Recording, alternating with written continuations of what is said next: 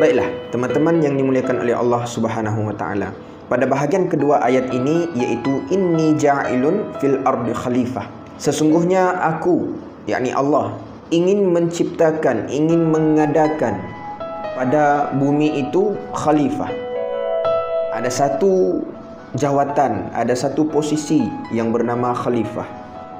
Istilah khalifah ini pada ketika ini belum merujuk pada satu makhluk yang khusus, iaitu manusia, yang mana amanah ini sebelum diberikan kepada manusia telah ditawarkan kepada makhluk lain selain daripada manusia. Mari kita hayati firman Allah Subhanahu wa taala dalam surah Al-Ahzab ayat 72. Inna 'aradna al-amanata 'ala as-samawati wal-ardi wal-jibali فأبين أن يحملنها وأشفقن منها وحملها الإنسان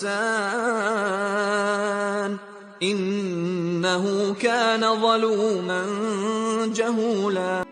Teman-teman yang dimuliakan oleh Allah Subhanahu wa taala, dalam ayat ini Allah Subhanahu wa taala menerangkan bahawa amanah khalifah ini telah diberikan kepada makhluk lain selain daripada manusia sebelum penciptaan manusia itu, iaitu kepada langit, kepada bumi dan juga gunung ganang.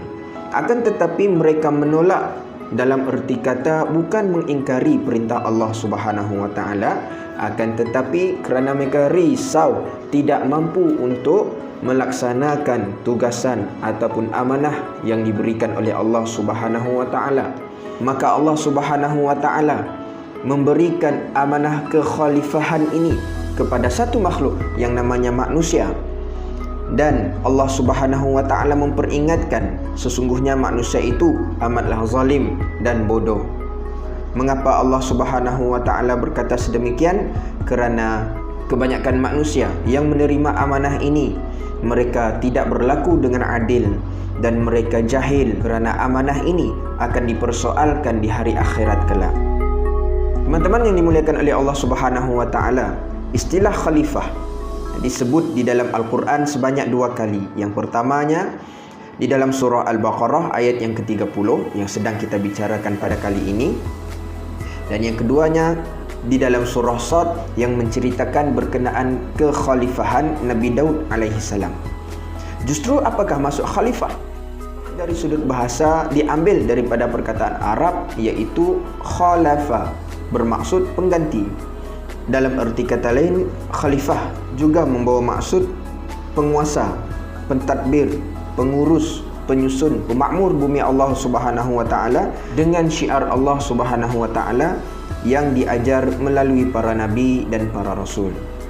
Manakala dari sudut istilah, khalifah ini merupakan golongan manusia yang turun-temurun telah dipilih oleh Allah Subhanahu wa taala untuk menjadi golongan yang memelihara dan memakmurkan alam sejagat ini sebagai satu amanah daripada Allah Subhanahu wa taala dengan menggunakan nikmat yang telah diberikan oleh Allah Subhanahu wa taala.